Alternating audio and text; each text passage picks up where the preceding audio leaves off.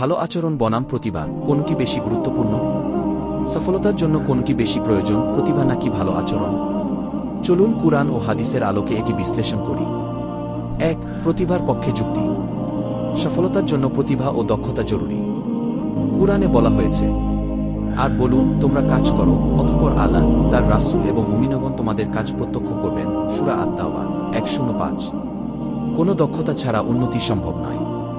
নবী দাউদ ছিলেন একজন লৌহশিল্পী, আর আমাদের নবী মুহাম্মদ ছিলেন একজন সফল ব্যবসায়ী। ২. ভালো আচরণের পক্ষে যুক্তি। কিন্তু সত্যিকারের সফলতা কি? রাসূলুল্লাহ বলেছেন, তোমাদের মধ্যে শ্রেষ্ঠ সে যার চরিত্র সর্বোত্তম। বুখারী। প্রতিভা মানুষকে ধনী করতে পারে, কিন্তু উত্তম চরিত্র মানুষকে সম্মানিত করে এবং আল্লাহর রহমত লাভ করায়। কুরআনে বলা হয়েছে, নিশ্চয়ই তোমাদের মধ্যে আল্লাহর নিকট সবচেয়ে সম্মানিত সে যে সবচেয়ে মুত্তাকি, পরহেজগার। সূরা আল হুজুরাত ১:৩। প্রতিভা ও দক্ষতা গুরুত্বপূর্ণ, তবে ইসলাম অনুযায়ী উত্তম চরিত্র সর্বাধিক মূল্যবান।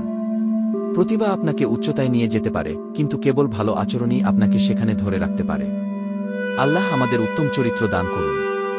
আমিন।